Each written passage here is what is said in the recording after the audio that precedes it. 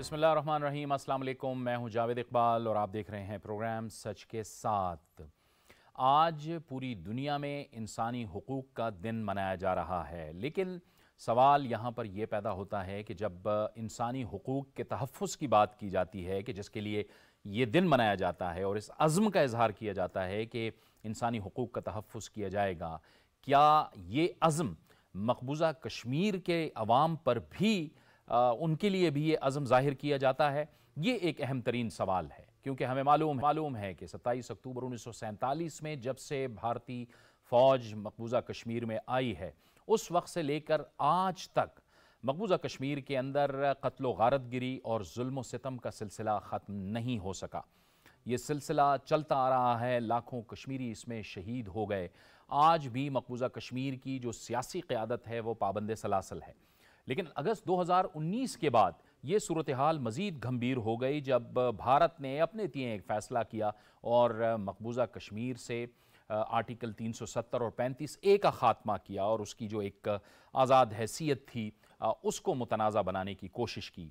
और अब जो साजिश की जा रही है वहाँ पर इतलात ये हैं कि वहाँ पर आबादी का जो तनासुब है उसे तब्दील करने की एक मज़मूम कोशिश हो रही है और गैर कश्मीरियों को वहाँ पर आने की इजाज़त भी दी गई है और वहाँ पर ज़मीन की ख़रीदारी की भी इजाज़त वहाँ पर दे दी गई है।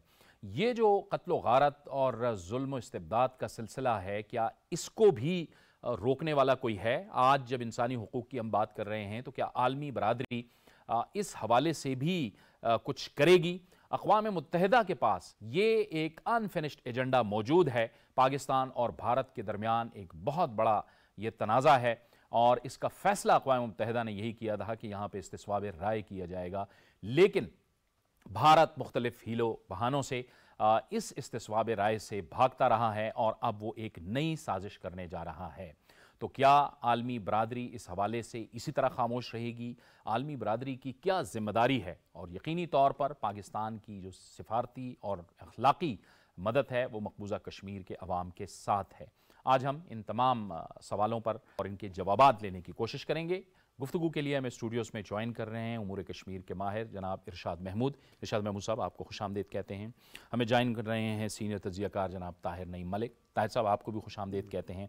और सीनियर सहाफ़ी और तज्ज़ियाकार कश्मीर उमूर पर नज़र रखते हैं ख्वाजा मतीन साहब, आपको भी बहुत खुशामदीद कहते हैं। गुफ्तगू का आगाज़ इरशाद महमूद साहब आपसे बड़ा सादा सा सवाल कि आलमी बरादरी की भी तो जिम्मेदारी बनती है कि वो जो कुछ इंसानी हुकूक के हवाले से मकबूजा कश्मीर के अंदर हो रहा है वो उसका नोटिस ले और उस पर एक्शन करे।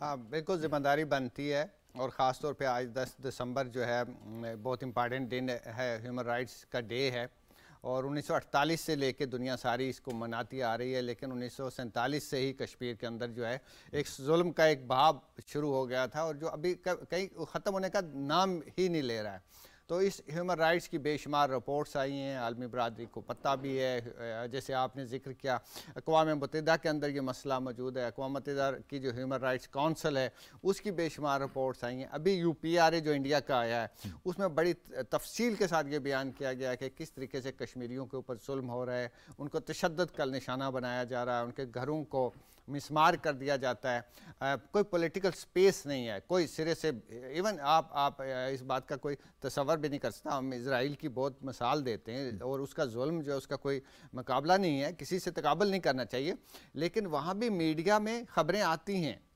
वहाँ भी ह्यूमन राइट्स वाले एक्टिविस्ट आपको नज़र आते हैं, पीस बिल्डर भी आपको नज़र आते हैं, सारे पॉलिटिकल एक्टिविटी भी नज़र आती है मुसलमानों की, फ़लस्तीनियों की, लेकिन कश्मीर में इस तरह की किसी चीज़ को भी वो सर उठाने की इजाज़त नहीं देते। तो इसको दुनिया को देखना चाहिए और अगर दुनिया ने देखें, अनफॉर्चुनेटली मुझे याद है कि पिछले साल एमनेस्टी इंटरनेशनल ने जो रिपोर्ट दी थी उसमें ये बात लिखी थी, उन्होंने कहा था कि दुनिया ने अपने मादी मफादात की खातर, कारोबारी मफादात की खातर वो इंसानी हुकूक की पामालियों को नज़रअंदाज करके एक बहुत बड़े जुर्म का इर्तिकाब कर रहे हैं और एक ऐसी मिसाल सेट कर रहे हैं कि जिसके नतीजे में न सिर्फ ये कि इस खित्ते पूरे में के लिए मसले होंगे बल्कि आलमी सतह पर भी एक किसी नज़ीर सेट हो रही है कि दुनिया का जो भी मुल्क, चाहे जिसके पास पैसा है, रिसोर्स है, तजारत है, वो चाहे जो भी ह्यूमन राइट्स के चार्टर की दजियां बखेरे उसे कोई पूछने वाला नहीं।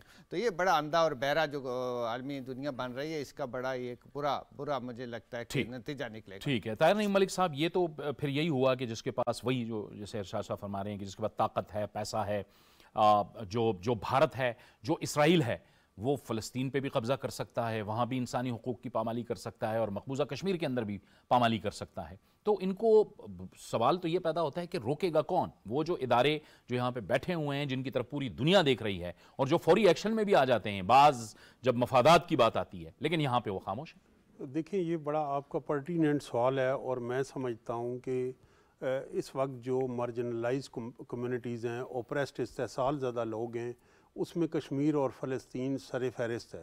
लेकिन जो एक सोच थी ओप्रेसर की, जालिम की, कि वक्त के साथ और चंद दहाइयों में ये डाई डाउन हो जाएगा, तो वो कश्मीर मूवमेंट जो है it is here to stay. और अब उनकी छठी सातवीं नस्ल है 1920-30 के बाद, जो अभी तक वो उसने इंडिया का जो तसल्लुत है उसको एक्सेप्ट नहीं किया। तो और अब उसमें एक पॉजिटिव चीज़ ये भी हुआ है कि प्रो इंडियन यूनियन जो कश्मीरी वहाँ थे, कि जो दिल्ली के साथ अपना अलायंस रखते थे, अब अगर आप कश्मीर में पॉलिटिक्स कर रहे हैं और आप प्रो इंडिया हैं तो फिर आप इररेलेवेंट हो गए। तो अब वो डिवाइड ख़त्म होगी। जहाँ तक आपका सवाल है, देखिए ऐसे फोरम है, पाकिस्तान में भी इसका अहम किरदार है कश्मीर का। अगर आप ज्यूज़ को देखें तो बहुत छोटी कम्युनिटीज़ पे भी जो मजालिम हुए हैं, वो जहानत और इल्म की वजह से उन्होंने दुनिया का ज़मीर जो है उसको गिल्ड का शिकार किया, जगाया है। तो हमारे पास आज जो मुख्तलिफ ज़राए, जिनमें मीडिया एक ज़रिया है, डॉक्यूमेंट्रीज़ एक ज़रिया है, अदब एक ज़रिया है, सिनेमा इंडस्ट्री एक ज़रिए, इन ज़राए पे हम कश्मीर का कौज़ उजागर करने में नाकाम रहे। इसलिए यहाँ जो इदारे हैं हमारे पास, जो सरकारी इदारे हैं, गैर सरकारी इदारे हैं, उनका भी एक परफॉर्मेंस ऑडिट होना चाहिए कि हम क्यों एक अच्छा नावल नहीं लिख सके, अच्छी फिल्म नहीं बना सके, अच्छी डॉक्यूमेंट। आज दुनिया में सॉफ्ट इमेज के लिए आपको ये ज़राए कल्चरल डिप्लोमेसी के लिए ज़रूरी है। और जहाँ तक कश्मीर का है, मैं समझता हूँ कि इससे दुगनी भी फ़ौज वो वहाँ रख लेंगे तो वो विन ओवर नहीं कर सकते। एलियनेशन जो AS दौलत थे, जो राह के वहाँ डायरेक्टर रहे, उन्होंने जो कश्मीर पे किताब लिखी, वाजपेयी दी कश्मीर दी वाजपेयी ईयर्स, उसके आखिरी पैराग्राफ में लिखे हैं कि एक हार्श रियलिटी ये है कि अगर आप गैर कश्मीरी हैं और कश्मीर के मेन बाज़ार में श्रीनगर में खड़े हैं, तो कश्मीर के लोग अपने आप को पाकिस्तान के करीब समझेंगे और आपको एक अजनबी समझेंगे। तो ये जो वो चीज़ है, ये जो वो सेगमेंट है, ये जो हमारे रवाबित हैं। अब भी जो मैच हुआ है पिछले माह, और भारत के मुख्तलिफ शहरों में जो कश्मीरी स्टूडेंट्स हैं, जब भी कोई क्रिकेट मैच होता है उन पे सख्ती आ जाती है, क्योंकि वो पाकिस्तान की जीत को सेलिब्रेट करते हैं। तो ये जो वो रिश्ते हैं, इसके अंदर हमें यकीनन एक मजबूत पाकिस्तान और मौसर सफारतकारी के ज़रिए हम कश्मीर पे फैसला कौन किरदार अदा कर सकते। ठीक है ख्वाजा साहब, क्या वजह है कि ये इस मामले में आप यानी इंसानी हुकूक की पामाली में आपको भारत की बालादस्ती नज़र आती है? मैं ये नहीं कहूँगा कि उसका एक असर रसूख है, लेकिन इंसानी हुकूक की पामाली में उसकी बालादस्ती है और इदारे खामोश। जी जावेद साहब, बड़ा ही नाजुक मौजू है और अहम मौजू है। आज 10 दिसंबर है। पूरी दुनिया में जो इस वक्त कश्मीरी हैं, वो इस पर पूरी जो आलमी बरादरी है, बिलखुसूस जो मगरब है, उसको याद दिला रहे हैं कि इंसानी हकूक़ जो हैं आपके भी हैं, लेकिन जो मकबूजा कश्मीर में लोग बसते हैं उनका कौन सा जो हक़ है, बुनियादी हक़, जो पामाल नहीं किया भारत ने। इस पे जो आपने निशानदही की है, मगरब का बदकिस्मती के साथ दोहरा मेयार है। और जो आलमी अदारे हैं उनके अपने लिए इंसानी हुकूक़ की उनकी डेफिनेशन अलहदा है, और कश्मीरियों के लिए और फ़लस्तीनियों के लिए उन्होंने इसको की और तारीफ़ कर रखी है। मुझे बताइए कि मगरब में बिल्लियों और कुत्तों के भी हकूक़ हैं। यहाँ आए रोज़ इंसानी जानें वो छीन ली जाती हैं और बरसरे दिन खुलेआम लोगों को मार दिया जाता है। पहला जो बुनियादी हक़ है, जो सेल्फ डिटर्मिनेशन है, जो हक़ खुदरादियत का, वो 75 साल से भारत ने दबा रखा है। पाकिस्तान की जो ज़िम्मेदारी है वो हर साल, अभी 4 रोज़ कबल भी करारदाद आलमी अमन के हवाले से पाकिस्तान की मंजूर हुई है, तो वो दरवाज़ा खटखटाता रहता है। पाकिस्तान का कौन सा हुक्मरान है जिसने आलमी बरादरी के ज़मीर को जोड़ने की कोशिश ना की हो? जैसे कि प्रोफेसर साहब ने कही कि बहुत ज़्यादा टूल्स हैं जदीद ज़माने के, इसको भी इस्तेमाल किया जाना चाहिए। आज का दिन देखें आप, कौन सा दुनिया का दारुल हुकूमत है जहाँ इख्तिजाज नहीं हुआ भारत के खिलाफ? बिल्कुल झुंझुड़ रहे हैं। लेकिन जो मगरब का जो दोहरा मेयार है, इस मैं समझता हूँ कि ये जो आलमी ज़मीर है, ये मकबूजा कश्मीर का जो इंसानी हुकूक़ की पामाली है और फ़लस्तीन की, ये उनके ऊपर एक धब्बा बन चुके हैं। अब हम नहीं मानते, दुनिया इस बात को तस्लीम करने के लिए, लोग जो आम लोग हैं वो तैयार नहीं है कि आपका दोहरा मेयार नहीं है। एक तरफ तो लोगों की जानें ली जाती हैं, और आप देखें मकबूजा कश्मीर में कौन सा जुल्म है। अभी जो बच्चे जो 5 अगस्त 2019 की बात कर रहे हैं आप, कोई घर ऐसा नहीं है जिसका नौजवान बच्चा उठा नहीं लिया गया, और वहाँ कोई कानून भी नहीं है। कवानीन भी ऐसे बना दिए गए हैं, जैसे कि अरशाद नूर साहब ने बात की, जो भी रिव्यू इजलास हुआ है जो ह्यूमन राइट्स काउंसिल का, जो 4-5 साल बाद होता है, उसमें भी पूरे के पूरे सफ़ात भरे पड़े हैं भारत की इंसानी हकूक़ पामाली पे। सिर्फ इवन के जो मकबूजा कश्मीर नहीं, पूरा भारत देखें आप, वहाँ जो जितनी भी अक़लियतें हैं, सिख अक़लियत को देख लें, आए रोज़ उन पर जुल्म सितम ढाया जाता है, दिल्लतों को देख लें, मुसलमानों को देख लें, लेकिन उसको खुली छुट्टी दे दी गई है। कोई है दुनिया में जो उस जालिम जाबर भारत का हाथ पकड़कर उसे झंझोड़े? हम तो मना रहे हैं दिन, आज पूरा दिन सेमिनार्स होते रहे, हम यही रिपोर्टिंग करते रहे सारा दिन। आज तो सारा दिन आज मज़ारे भी हुए भारत के खिलाफ, लेकिन किसको सुना रहे हैं? जिन्होंने भारत को मजालम की और इंसानी हकूक़ की पामाली की खुली छुट्टी दे रखी है। जब तक हम, तो मैं समझता हूँ अब ये सेमिनार, जैसे प्रोफेसर साहब ने इशारा किया, नावल भी लिख दिया, आप जो मर्जी कर लें। जब जैसा कि इरशाद साहब ने कहा था कि उन्होंने खुद अपनी रिपोर्ट में मेंशन किया है हमारे इक़्तिसादी जो मफादात हैं भारत के साथ वाबस्ता हैं, तो मेरे ख्याल में जब ये सारे रास्ते बंद हो जाएंगे तो फिर तंग आमद, फिर बजंग आमद का रास्ता ही बचता है। फिर वही जद्दोजहद की तरफ हम जा रहे हैं। वो जद्दोजहद जो जद्दोजहद 90s के अंदर यासीन मलिक साहब ने छोड़ दी, उनको कहा कि आप आएँ मुज़ाकरात में बैठें, और वो उन्होंने एक सियासी जद्दोजहद का आगाज़ किया, उनकी लीडरशिप ने सियासी जद्दोजहद का आगाज़ किया, हुर्रियत लीडरशिप ने किया। यासीन मलिक साहब तो वो शख्सियत हैं, इरशाद साहब, जो भारत के निसफ दर्जन से ज़ायद वज़राए आज़म से बातचीत करते रहे हैं, और उन्हीं को उन्होंने दहशतगर्दी में डाल दिया, अंदर कर दिया तिहाड़ जेल की। देखिए, बहुत ज़्यादा कश्मीर में मायूसी पाई जाती है, और ना सिर्फ कश्मीर में बल्कि कश्मीरी जहाँ भी दुनिया भर में पाए जाते हैं उनमें बड़ी एक ज़बरदस्त किस्म की मायूसी है। हमने बहुत नशेब फराज देखे हैं पिछले 30 साल में, जैसे आपने जिक्र किया मिलिटेंसी शुरू हुई, फिर लोगों ने कहा मिलिटेंसी से हम पीसफुल जद्दोजहद की तरफ जाते हैं। इन्होंने वाजपेयी साहब का जिक्र किया, वाजपेयी साहब और परवेज़ मुशर्रफ साहब के दरमियान एक डायलॉग का पूरा प्रोसेस बड़ा लंबा चौड़ा, फिर बाद में भी वो चलता रहा, मनमोहन सिंह के दौर में भी हमने पेशरफ्त की थी। अब 2 साल पहले हमारी यहाँ और हिंदुस्तान की हुकूमत के दरमियान एक बातचीत के नतीजे में एक सीज़ फायर हुआ। सीज़ फायर से हमें ये तवक्को थी कि भाई सीज़ फायर महज कोई मकसद नहीं है कि एक सीज़ फायर हमने कर दिया, फॉलोड बाई सम स्टेप्स होगा, टेंजिबल स्टेप्स। और वो स्टेप्स क्या होंगे? एक रिजम्पशन ऑफ डायलॉग होगा, फिर उस डायलॉग के अंदर कश्मीर के ऊपर बात होगी, और हम आहिस्ता आहिस्ता एक प्रोसेस अनफोल्ड होगा जिसके नतीजे में हम इस मसले को हल करेंगे।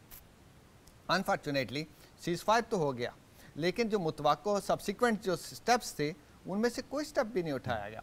मैं आपको बताऊं कि अजीत डोवल ने कुछ अर्सा पहले कहा है कि हम अपनी मर्ज़ी से टाइम और मुकाम तय करेंगे कि हमने कब पाकिस्तान से बात करनी है और कब नहीं बात करनी। तो वो कहते हैं अभी हमें एडवांटेजियस पोजीशन है, हम बात नहीं करेंगे। तो एक ऐसी सिचुएशन है, वो इस सारी चीज़ को उन्होंने एक कश्मीरियों को एक तरह से डरा के खौफजदा करके और एक साइड पे कोने में। अब आप देखिए, इसका जिसकी तरफ हम बात करना चाहते हैं, एक रिएक्शन है यूथ के अंदर। हमने देखा, आप देखें कि जितनी भी रिपोर्ट्स आ रही हैं वो बता रहे हैं कि लड़के जो हैं, यंग नौजवान जो हैं, वो मिलिटेंसी को भी ज्वाइन करते हैं। हालांकि आज के ज़माने में खुद कश्मीर के अंदर मिलिटेंसी को कोई इतना सपोर्ट करने वाला या दुनिया का माहौल नहीं है उसका, लेकिन इसके बावजूद एक रिएक्शन है, रिवेंज है। लोगों को कोई रास्ता नज़र नहीं आता, कोई सियासी रास्ता नहीं है। जैसे मैंने आपसे पहले जिक्र किया, ह्यूमन राइट्स के जो लोग, जैसे खुर्रम परवेज़ जैसा बंदा जिसको आलमी पजीराई हासिल है, मकबूलियत हासिल है, फाद शाह जैसे जो जर्नलिस्ट जो इंटरनेशनल मैगजीन्स और न्यूज़पेपर्स के लिए रिपोर्टिंग और आर्टिकल्स लिखते थे, आपने उनको पकड़ के जेल में डाल दिया। श्रीनगर प्रेस क्लब के ऊपर ताला लगा दिया, MNST का दफ्तर वहाँ से उठा के उसको निकाल दिया हिंदुस्तान से। तो एक ऐसा सिचुएशन है, ये सिर्फ मतीन साहब ने ठीक कहा, ये सिर्फ एक कश्मीर अभी टारगेट नहीं है, पूरे हिंदुस्तान में आप जितनी ह्यूमन राइट्स की रिपोर्ट्स पढ़ें, मीडिया की पढ़ें, अयूब राना का कल बड़ा एक इंटरनेशनल अवार्ड मिला है परसों, उनकी रिपोर्ट्स और आर्टिकल्स पढ़ें तो आपको पता चलेगा कि मोदी ने वर्चुअली पूरे हिंदुस्तान को एक डिक्टेटरशिप में तब्दील कर दिया, और वो भी एक मजहबी, जुनूनी और राइट विंग की डिक्टेटरशिप, जिसमें ज़ाहिर है उनका जो फैसिस्ट उनका मिजाज और RSS की जो साइकोलॉजी है वो उसमें हो रही है। आप दुरुस्त कह रहे हैं। आपने जिन चीज़ों का जिक्र किया कि जो नौजवान हैं उनको बोलने भी नहीं दिया जा रहा। तो मेरे पास एक रिपोर्ट है जिसमें 5 अगस्त 2019 से लेके अक्टूबर 2022 तक की जो फिगर्स हैं, इसमें जी जो टोटल किलिंग्स हुई हैं अब तक वो 707 तक हुई हैं। जो फेक इनकाउंटर्स और कस्टोडियल किलिंग्स हैं उसमें 141 अफराद मारे गए हैं। जो टॉर्चर और गिरफ्तारियां हुई हैं वो 2000 से ज़ायद हैं। फिर जो जनरल गिरफ्तारियां हुई हैं वो 18,000 से ज़ायद हैं। 43 खवातीन जो हैं वो बेवा हुई हैं, 108 बच्चे यतीम हुए हैं और गैंग रेप्स के 126 से ज़्यादा वाक़यात हुए हैं। फिर इसके साथ साथ हज़ारों की तादाद में यानी सर्च ऑपरेशंस और जो वो हुए हैं 15,000 से ज़ायद तकरीबन सर्च ऑपरेशंस हैं। यानी आपने उसको जेल बना दिया, भारत ने उसको जेल बना दिया और बोलने ही नहीं दिया जा रहा किसी के कि जब भी वो कश्मीर की आज़ादी की बात करते हैं आप उठा के उन लोगों को जेल में डाल देते हैं। ये एक पॉलिटिकल रिप्रेशन है और मैं समझता हूँ कि जो आपने फिगर और डाटा हमें अभी प्रोग्राम में बताया है, एक छोटे से एरिए में वैली और सराउंडिंग और इतनी बड़ी आबादी के ऊपर ये जो रकबा है, ये इसको अगर हम पर पर्सन में 1000 बंदों में से कितने लोग इनका शिकार हुए हैं, तो ये काफ़ी होश रुबा हमारे पास ये है। लेकिन अफसोस की बात ये है कि इस वक्त दुनिया मार्केट और इकनॉमिक इंटरेस्ट से सोचती है, और तो और जो हमारे जिन्हें हम बरदर इस्लामी ममालिक कहते हैं वो भी है। लेकिन मैं ये समझता हूँ कि इस वक्त हमें ये चाहिए कि हम अलाइंसेस बनाएं इंडिया के अंदर।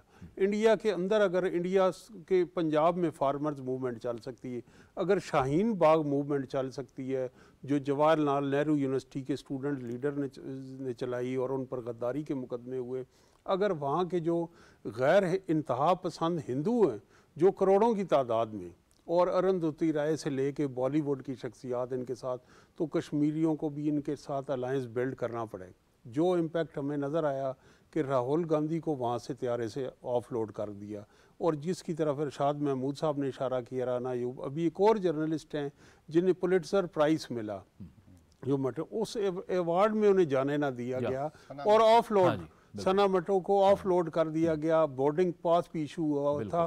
तो ये वो चीज़ें हैं कि जिसके साथ वेस्ट की अगर हम वहाँ के पब्लिक ओपिनियन से प्रेशर डलवाएंगे उनके अरबाब इख्तियार पर, तो वो बड़ा मौसर और बाअसर होगा। इस वक्त मैं समझता हूँ कि जो और नेटफ्लिक्स हैं और जो चीज़ें, उनके अंदर कश्मीर पे एक मुआद होना चाहिए। हमने क्यों नहीं सोचा कि पाकिस्तान के कौमी और रियासती मफाद के लिए एक सिनेमा इंडस्ट्री ज़रूरी है? क्यों नहीं हमने सोचा कि यहाँ पे लिटरेरी फेस्टिवल? अब वक्त आ गया कि हमने जब इन मीन्स के अलावा उन लोगों की आइनी और जो दूसरी सियासी जदोजहद है, तो उसको दुनिया के ज़मीर के आगे डॉक्यूमेंट करने के ये फोरम है। जो बात आपने यूथ की फैक्टर की, वहाँ पे हायर एजुकेशन की रीच इस वक्त बिल्कुल फ्रीज हुई है। इंटरनेट कनेक्टिविटी जो डिजिटल राइट्स UN ने इंसानी हकूक़ में ये ऐड किए हैं ग्लोबलाइजेशन के बाद, वो उन्हें डिनाई किए जा रहे हैं। और उसका अगर आप डाटा देखें तो कश्मीर की एक कसीर आबादी, मकबूजा कश्मीर के और हमारे साइड के, वो ओवरसीज़ कश्मीरीज़ हैं, नॉन रेजिडेंट हैं, लोकल, वो उनके अपनी फैमिली से रब्ता नहीं हो। फिर कोविड के अंदर ऐसा हमारे पास डाटा नहीं कि जो कम्युनिटी है कितने फ़ीसद लोगों ने वैक्सीन लगाई, स्टेट की सर्विसेज सारी ऑनलाइन है। फिर उनकी इकनॉमिक्स जो है वो इकॉनमी जो टूरिज़म से जुड़ी है, ऐसे हालात में जो आपने ये फिगर्स बताएं, वहाँ कौन टूरिज़म इंडस्ट्री जो है सबसे पहली कैजुअलिटी वो है, और वो लोगों की जो है वहाँ इकोनॉमिक माशी मुश्किलात में इजाफा हुआ। $1 का नुकसान हो गया है, 3 से 5 अरब डॉलर का अभी तक का जो नुकसान हुआ है। तो ये एक वो कॉन्फ्लिक्ट है कि जो ट्रांसफॉर्म हो रहा है और गैर रवायती भी इसमें थ्रेट्स आ रही हैं। तो देखते हैं जब आप तामिल सनाली कॉन्फ्लिक्ट दूर हो गया, जब नॉर्दर्न आयरलैंड में हो गया, जब रूस अमेरिका के माबैन ये हो गया, तो नए कॉन्फ्लिक्ट तो इमर्ज हो रहे हैं यूक्रेन वाले, लेकिन कश्मीर को इग्नोर नहीं करना चाहिए। और इस वजह से भी इग्नोर नहीं करना चाहिए कि अक़वाम मुत्तहिदा पे और आलमी इदारों के ज़मीर पे एक बोझ है। ये बोझ तब ही उतरेगा जब लोगों को उनके राइट्स मिलेंगे और वो ऑक्यूपेशन से, पॉलिटिकल रिप्रेशन से निकलेंगे। ठीक, ख्वाजा साहब, कश्मीरी डायस्पोरा भी पूरी दुनिया में फैला हुआ है, यूरोप के अंदर, और बड़े अच्छी अच्छी पोजीशंस पर भी हैं। आप समझते हैं कि वो भी एक बड़ा अहम किरदार अदा कर सकते हैं? और फिर जाहिर है आप तो कहते हैं कि आलमी इदारे बिल्कुल सोए हुए हैं, लेकिन बहरहाल जो दस्तयाब कम्युनिकेशन के जदीद ज़राए हैं, सोशल मीडिया, फिल्म इंडस्ट्री और ये सारा कुछ, ट्विटर, इनका असर बहरहाल तो है, मौजूद रहेगा। अगर इसको इफ़ेक्टिवली इस्तेमाल किया जाए तो कुछ ना कुछ असरात तो इसके हो सकते हैं। नहीं जवेद साहब, बिल्कुल आप ठीक इशारा कर रहे हैं। ये है, इसे कहते हैं हिकमत अमली की तब्दीली। एक हिकमत अमली ये है कि हम जो 75 सालों से करते आ रहे हैं, हम कोई भी दिन लगा लें, ये 10 दिसंबर को हर साल हम इस पर सेमिनार्स करते हैं, रैलियाँ निकाली जाती हैं, मुजाहरे किए जाते हैं। 5 फरवरी है, 5 ठीक है, इसी तरह कुछ 10-12 अयाम है। 5 अगस्त 2019 का दिन भी हम मनाना शुरू हो गए। ये नवंबर पूरा हम शहदा के ये दिन है, 6 नवंबर है जो यौम शहदा कश्मीर है। तो इस पे तो हम इंटरनेशनल दुनिया भी हम देखते हैं, जो हमारे डायस्पोरा की बात की आपने, बरतानिया के दारुल हुकूमत लंदन में भी हम देखते हैं लोग मुजाहरे करते हैं, बर्लिन में भी होते हैं, ये जो जनेवा में भी लोग बाहर निकलते हैं सड़कों पर। लेकिन सवाल ये है कि इसका असर क्यों नहीं हो पा रहा। मसला ये है कि हम आवाज़ बुलंद करते हैं, हमारे लिए जो सफारती या सियासी तरीका आवाज़ बुलंद करने का जो जमहूरी तरीका है वो यही है कि हम जैसे आज प्रोग्राम कर रहे हैं, हम उस मसले की तरफ निशानदेही कर रहे हैं। लेकिन क्या ये जो हम अभी तक करते आ रहे हैं, इसका कोई नतीजा क्यों नहीं निकल रहा। ये प्रोफेसर साहब ने बात की कि हमें क्या इसका अपनी हिकमत अमली तब्दील करने की ज़रूरत है। इस पर गौर व फिक्र बिल्कुल होना चाहिए। रियासत को भी इसके जो मुख्तलिफ टूल्स हैं, जो जदीद ज़राए हैं, जैसे आपने ट्विटर कहा, इस पर ट्रेंड्स बनाने चाहिए, इस हवाले से देखना चाहिए। अभी जब वहाँ मकबूजा कश्मीर में लोगों के पास इंटरनेट की सहूलत नहीं होगी, इस पर भी जो ह्यूमन राइट्स काउंसिल का इजलास हुआ है कि भारत और कश्मीर भारत का वो इलाका है जहाँ 60 से 80% नेट बंद रहता है। जब वहाँ नेट ही नहीं होगा, जो श्रीनगर प्रेस क्लब उसको ताले लग जाएंगे, आप अब बाहर आवाज़ नहीं आने देंगे, तो फिर वो आवाज़ उनकी बाहर कैसे आएगी। अभी देखें, अभी दौरा करने वाले हैं जो OIC के सेक्रेटरी जनरल भी आ रहे हैं, जो 4 रोज़ में पाकिस्तान का दौरा कर रहे हैं, और पाकिस्तान आज़ाद कश्मीर भी जाएंगे। वो पाकिस्तान तो हर जो भी इंटरनेशनल NGO है या आलमी इदारे हैं, तंजीमें, उनको हमेशा उनके लिए दरवाजे खुले रखता है। अब भारत इतना बदमाश है कि वो किसी भी जो आलमी तंजीम है उसको दरवाजे नहीं खोलता मकबूजा कश्मीर के। अगर वो जुल्म नहीं कर रहा तो उनको दरवाजे खोलने चाहिए। ये अब हम ये देखें, इदारे बनाए किस लिए गए, यूनाइटेड नेशन बनाए किस लिए गया, तो जब इस तरह के तनाज़ात होंगे तो वो रोल प्ले करेंगे। अब वो रोल प्ले नहीं हो रहा। बाकी जो दुनिया की तंजीमें हैं, आप देखते हैं, आपने बात की थी, देखें कि कोई इंटरनेशनल अखबार ऐसा है जिसने इस पर रिपोर्टिंग ना की हो, मकबूजा कश्मीर में भारतीय मुजालिम। CNN से लेकर वॉइस ऑफ अमेरिका तक, BBC, रोज़ रिपोर्ट्स आती हैं। वाई नॉट, नोटिस क्यों नहीं हो रहा। हमारा मसला ये है कि भारत का जो जुल्म है उसको कोई क्यों नहीं रोक पा रहा। वो इतना बड़ा बदमाश हो गया है कि पूरी दुनिया उसके नीचे दब गई है।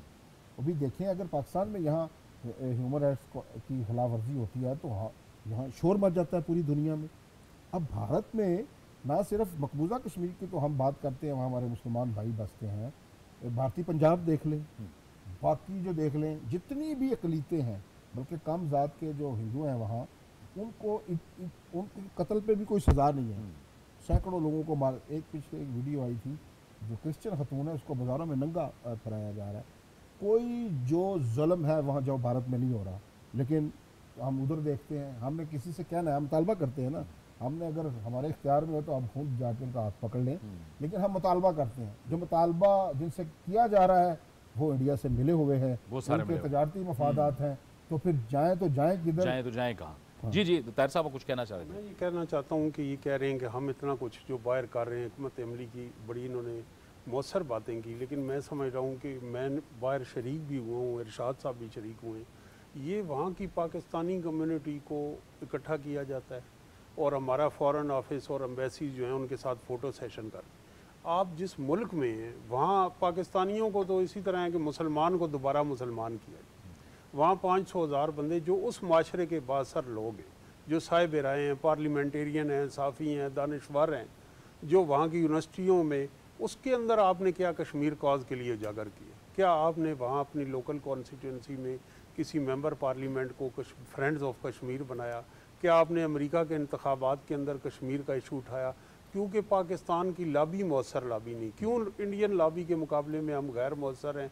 क्योंकि हमारी सियासी जमातों ने पाकिस्तान से हट के अपने एजेंडाज उन्हें दिए हुए कि तुम मेरी सियासी पार्टी का झंडा उठाओ, तुम इन्हें एयरपोर्ट पर रिसीव करो, तुम इनके फ़ैन बनो लो, जब तक वो पाकिस्तान की लॉबी नहीं बनेंगे और पाकिस्तान की लॉबी बन के मौसर वो वहाँ मुतारिक फ़ॉरेन ऑफिस उनके साथ मिल के सफारतकारी नहीं करेगा, तो ये सब जो है एक आई वॉश है जो वहाँ पे हो रहा है।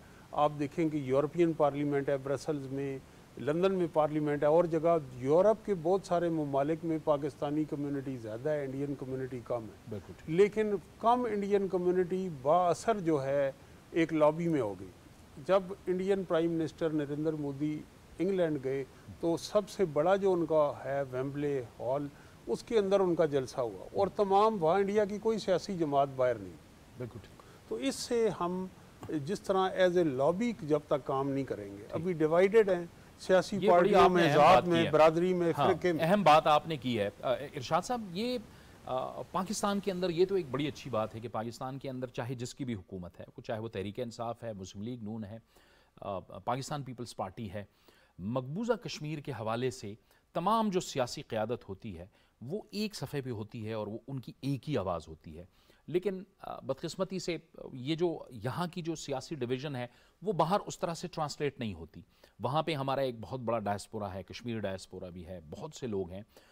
हमें इस चीज़ की भी ज़रूरत है कि उनको भी हम कम से कम इस मामले पे इकट्ठा रखें कि आप इस कॉज के लिए आप आवाज़ उठाएं, जैसे कि ताहिर साहब फरमा रहे थे कि एक ही आवाज़ हो इस मामले में, एक मजबूत लॉबी हो हमारी। बहुत सारे ग्रुप्स बने, पार्टियां बनी हुई हैं जो कश्मीर सेंट्रिक हैं और उसमें ना इंट्रा पार्टी रिप्रेजेंटेशन मौजूद है। और वो आपने लंदन में भी हमने देखा, लोगों ने मुश्तरका जुलूस निकाले। मेरा थोड़ा सा इसमें एक व्यू ये है कि बहुत सारे बासर पाकिस्तानी हैं, बिल्कुल ठीक, और बहुत सारे बासर कश्मीरी हैं। हमारा जो मसला है वो ये है कि जो लीडिंग पाकिस्तानी और कश्मीरी हैं वो इस तरह के ग्रुप्स को ऑनरशिप नहीं देते और ना उनको साथ लेके चलते हैं, और ना ही ये ग्रुप्स इतनी कैपेसिटी रखते हैं कि उनको साथ लेके चल सकें। तो हमें इस गैप को ब्रिज करना होगा। इंडियंस को जो एडवांटेज है वो ये है कि देखें, इस तरह की जो तंजीमें होती हैं जो लॉबिंग करती हैं, जलसे जुलूस करती हैं, उसमें ज़्यादातर मुतवस्सित तबके के लोग ही उनको लीड कर रहे होते हैं। लेकिन साथ साथ ये है कि उनको ऑनरशिप और सपोर्ट जो है वो थोड़ा जो अशराफिया है, या जिसको आप कह सकते हैं कि जो बड़े वलाफ लोग हैं और मुमताज़ लोग हैं, उनकी तरफ से मिलना चाहिए। तो हमें इसमें थोड़ा सा ये करना चाहिए। और सेकेंडली, डॉक्टर साहब के इस पॉइंट से मैं पूरा 100% इसको इंडोर्स करता हूँ कि हम जिस मुल्क में जाते हैं, अगर हम ही 4-5 वहाँ जाके दोबारा एक जलसा कर दें तो उस जलसे का कोई लोकल कम्युनिटी, आप देखिए खुर्रम परवेज़ की मैं जिक्र करना चाहता हूँ, 2 बार वो गिरफ्तार हुए। नोम चोम्स्की से लेके दुनिया के बड़े बड़े जो राइटर्स थे, एक्टिविस्ट थे, नावल नगार थे, ह्यूमन राइट्स एक्टिविस्ट थे, ह्यूमन राइट्स काउंसिल के जो एक्स सरबराह थे, उन्होंने उनके लिए एक पिटिशन की कि भाई ये एक जेन्युइन ह्यूमन राइट्स एक्टिविस्ट है, इसका टेररिज्म और इन चीज़ों से कोई लेना देना नहीं है, इनको हम रिहा करें। बहुत बड़ा प्रेशर उनके ऊपर पड़ा। तो मेरा पॉइंट ये है कि देखें, हम इस तरह के लोगों को कल्टिवेट करने में उतने कामयाब नहीं हो सके जितना हमें होना चाहिए था।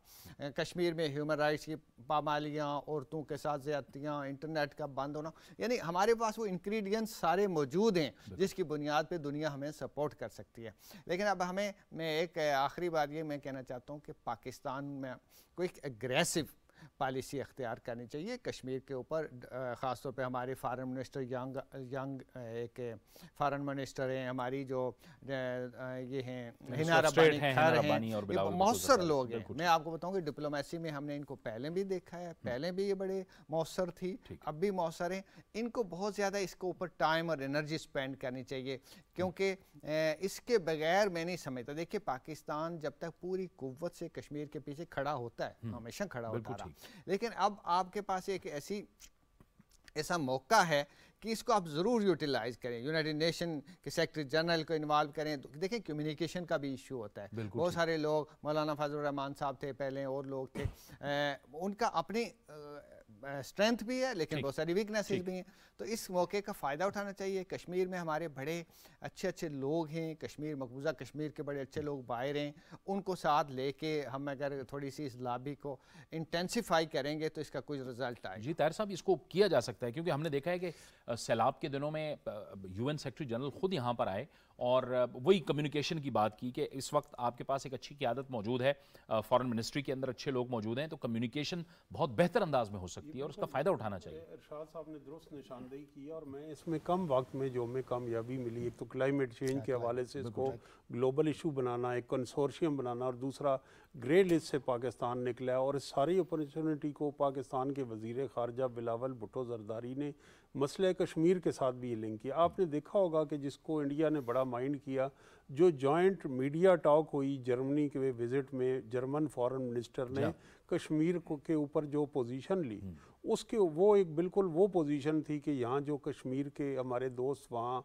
लॉबिंग कर रहे हैं, वो कहते हैं कि एक रवायती मौक़िफ़ होता था यूरोपियन कम्युनिटी, तो रवायती मौक़िफ़ से हट के उन्होंने पाकिस्तान की पोजीशन को सपोर्ट की। जहाँ तक ये है, मैं आपके प्रोग्राम के तवसत से ये भी कहना चाहूँगा कि कश्मीरी डायस्पोरा पे पाकिस्तान की जो कश्मीर की सियासत है वो भी असर करती। ये सियासत अभी तक ज़ात बरादरी से निकल ही नहीं सकी, और ये कश्मीर काज के लिए भी इसने कोई ख़ास कंट्रीब्यूशन नहीं। ये अपनी अपनी कॉन्स्टिट्यूंसी और ज़ात और बरादरी और पैटर्नेज से बाहर नहीं निकल सके, जितनी भी सियासी जमातें हैं। तो इस चीज़ का कश्मीर काज को भी नुकसान है, या लिहाजा जब ये बाहर जाते हैं तो अपनी एक अलहदा ढोक बनाते हैं, ये कश्मीर के लिए कुछ वहाँ मौसर किरदार अदा करने से कासिर होते हैं। एक सी बात इसमें ऐड करना चाहता हूँ, एक नया एंट्री पॉइंट भी है जिसको मैं उसका एहसास करना चाहिए कि ये जो यूक्रेन में वार हुई उस पर इंडिया का बड़ा लातालकी का एक रवैया है। हालांकि वो अमेरिका का स्ट्रेटेजिक एलाई है, लेकिन वो उनको सपोर्ट नहीं कर रहा है, तेल भी खरीद रहा है, ट्रेड भी कर रहा है, बिजनेस भी रशिया के साथ कर रहा है। फिर अमेरिकियों ने और वेस्ट ये समझते थे कि चीन के खिलाफ ये कोई हमारा बड़ा एलाई बनेगा और उभर के सामने आएगा, वहाँ भी उनका बॉर्डर एग्रीमेंट हो गया है। तो हमारे लिए एक अपॉर्चुनिटी ये है कि हम दुनिया को बावर करवाएं कि भाई आप जिस शेर को आगे लेके चल रहे थे और जिसकी बुनियाद पे उसके सारे खताएं और सारे गुनाह माफ़ कर रहे थे, तो कोई ऐसा अलाई नहीं है। आप इस चीज़ को हमें इस्तेमाल करना चाहिए। और ये जो हमने जिनका जिक्र किया कोविड, इस पे कॉप में हमारी जो कामयाबी मिली, तो ये सारे वो गेंस हैं जिनके ऊपर हम फर्दर बिल्ड कर सकते हैं। बिल्ड कर सकते हैं, और हमारे पास ये क़ुव्वत है कि डिप्लोमेटिकली हम इस मामले को एग्रेसिवली अगर टेकअप करें तो इसका असर रसूख हो सकता है। जैसे कि ताहिर साहब ने फरमाया कि जर्मनी के अंदर एक आवाज़ उठी, जर्मनी का एक मौक़िफ़ सामने आया, उस पर खुद भारत जो है वो बड़ा तिलमिलाया वहाँ पे। अच्छा, फिर ये जो कुछ अब कश्मीर के अंदर हो रहा है, इसमें बरतानवी जो पार्लियामान के अरकान हैं उन्होंने भी इन वाक़यात की मजम्मत की है। हाँ साहब जी जवेद साहब, जो हिकमत अमली की तब्दीली की मैंने पहले सेगमेंट में बात की थी, तो वो हमें तरतीब देनी है असर नौ। एक तो हम करते आ रहे हैं ये मज़ाहरे और रैलियाँ निकालते हैं और आवाज़ बुलंद करते हैं। अब जो जदीद ज़राए हैं, जैसे जिस तरफ इशारा किया प्रोफेसर साहब ने, वो हमें टूल आजमाने हैं। जैसे कि हमारे जो यंग ब्लड हैं, जो वज़ीर ख़ारजा हैं, उनको चाहिए, और जो हीरा रवानी खर साहब का जिक्र आया, वो भी उनकी भी बड़ा सफारती तजर्बा है।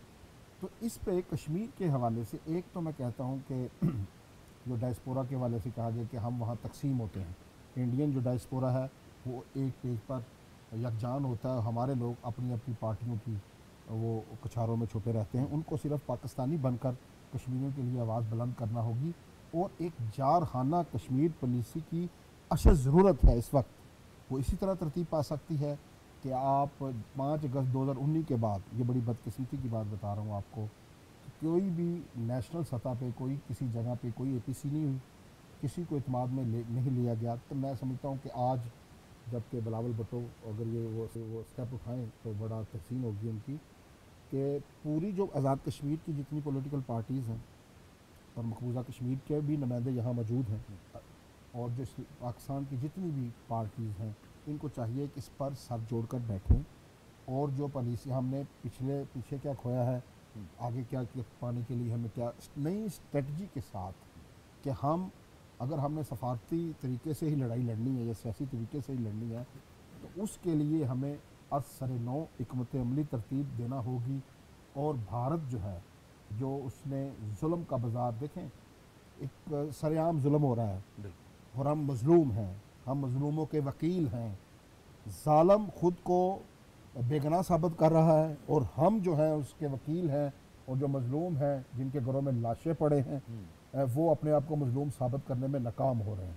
इस पे सारी चीज़ों पे गौर करके तमाम पॉलिटिकल पार्टीज़ को, जो पार्लियामेंट में हैं, जो पार्लियामेंट के बाहर हैं, और जितने भी दानश्वर हैं, हमारे थिंक टैंक्स हैं, इनको बैठ कर सब जोड़ कर एक कश्मीर पर जारखाना पॉलिसी बनानी चाहिए और उस पर फौरी अमल करना चाहिए, ताकि अब 75 साल तो पहले गुजर चुके हैं, अब सदी के करीब 25 साल रह गए हैं, सदी मुकम्मल हो जाएगी।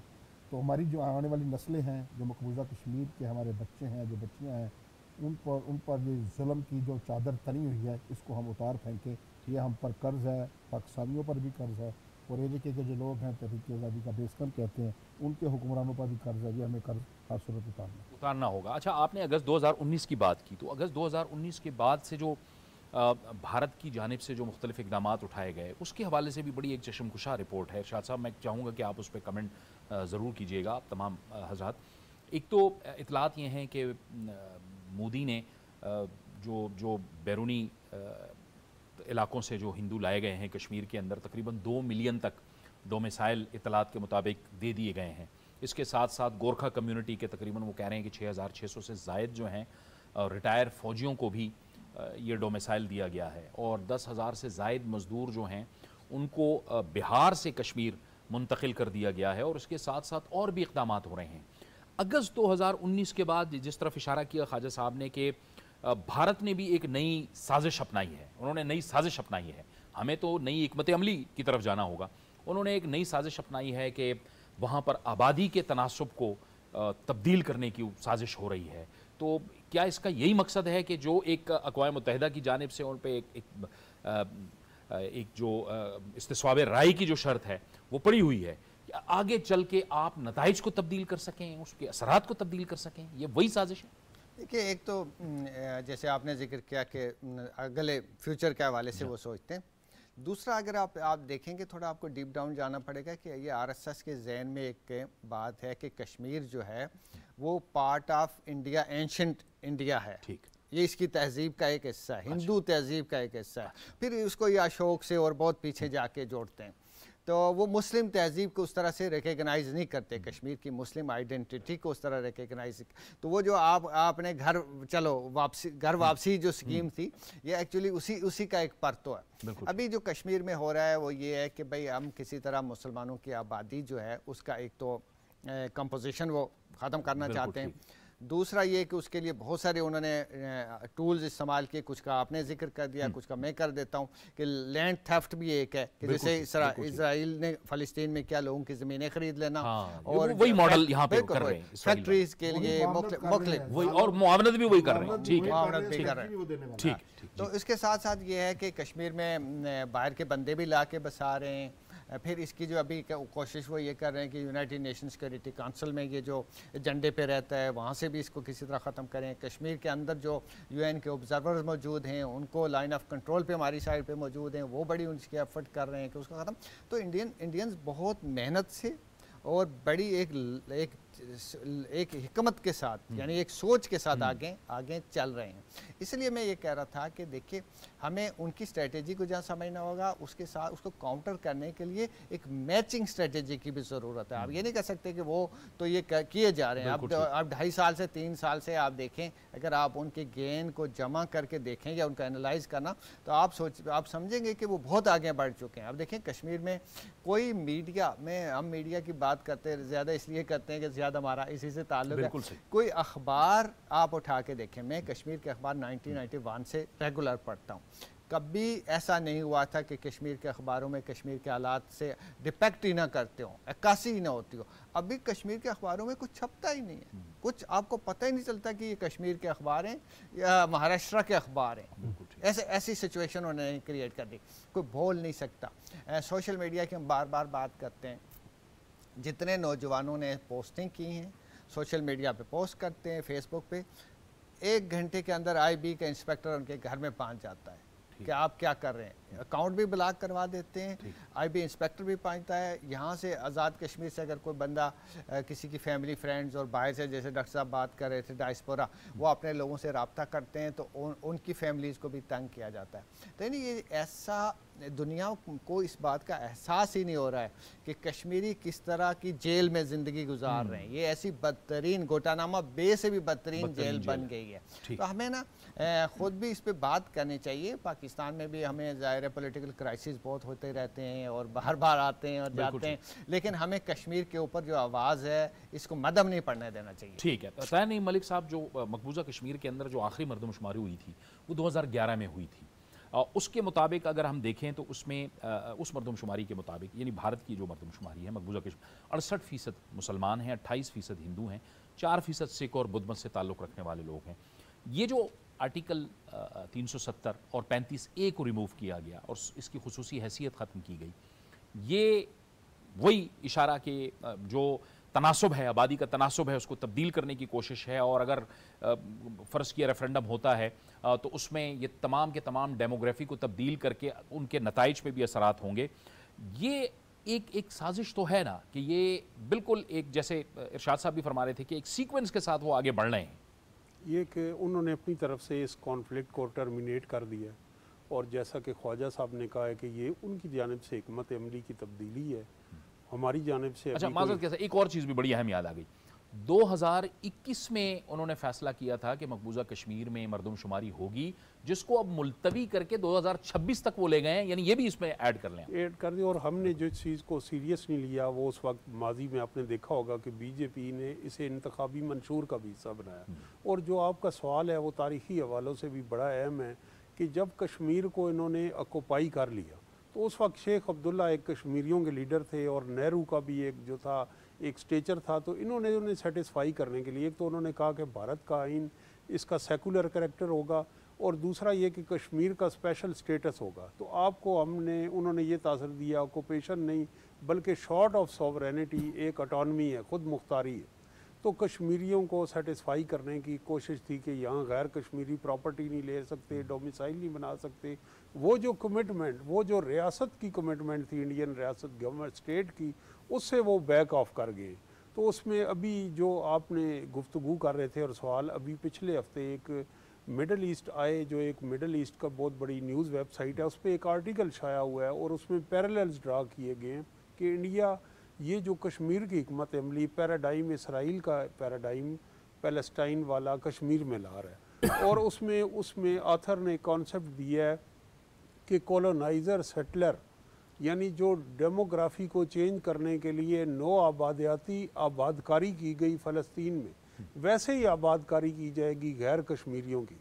और आगे चल के वो अपनी इस न्यूज़ रिपोर्ट में, आर्टिकल में बताते हैं कि नई दिल्ली में जो इसराइली सफारत खाना है, वहाँ के अताशी जो ट्रेड के और एग्रीकल्चर के, ये इन्होंने वहाँ विज़िट किया, और एग्रीकल्चर के हवाले से उन्होंने कहा कि यहाँ अगर लोग आबादकार होंगे तो कैसे फार्मिंग, और उसके लिए कश्मीर की एक यूनिवर्सिटी जो है उसके साथ MOU भी साइन किया गया।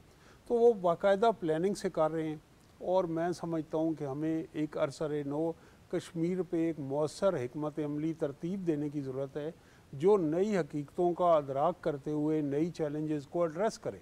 इसके लिए एक वसी मुशावरत होनी चाहिए, जिस तरह ख्वाजा साहब ने कहा APC होनी चाहिए, कश्मीर की जमातों को, यहाँ के जो लोग हैं उनको। और पाकिस्तान एक स्टेट है, पाकिस्तान का पोटेंशल बेपनाह है। फ़लस्तीनी जो हैं उनके साथ तो जो अरब ममालिक थे 6, उन सब के इसराइल ने टेरिटरीज हड़प की, वो पीछे हो गए। तो पाकिस्तान ने यही रहना है, ना वो पीछे हो सकता है। तो अब वक्त आ गया कि हम एक मौसर हिकमत अमली के ज़रिए इस नए चैलेंज का जवाब दें। ठीक है, बहुत बहुत शुक्रिया ताहिर नईम मलिक साहब, ख्वाजा मतीन साहब और इरशाद महमूद साहब, आप इस गुफ्तगू में हमारे साथ शरीक। मकबूजा कश्मीर की जो जेन्युइन लीडरशिप है हुर्रियत की, वो तो जेलों में हैं, यासीन मलिक हैं, आसिया अंदराबी हैं, मसूद आलम भट्ट हैं। लेकिन इसके साथ साथ भारत ने वहाँ की, जिनको हम कठपुतली सियासतदान कहते थे मकबूजा कश्मीर के, उनको भी चुप कराया हुआ है। क्योंकि भारत जो है अब वहाँ पर एक नई क़यादत, नई सियासी क़यादत जो है वो उभारने की कोशिश कर रहा है, बनाने की कोशिश कर रहा है, जो उनके एजेंडे के मुताबिक चले। लेकिन भारत को ये मालूम होना चाहिए कि वो कभी भी मकबूजा कश्मीर के अवाम का जो हक़ है वो उनसे नहीं छीन सकेंगे। इजाज़त दीजिए, अल्लाह हाफ़िज़।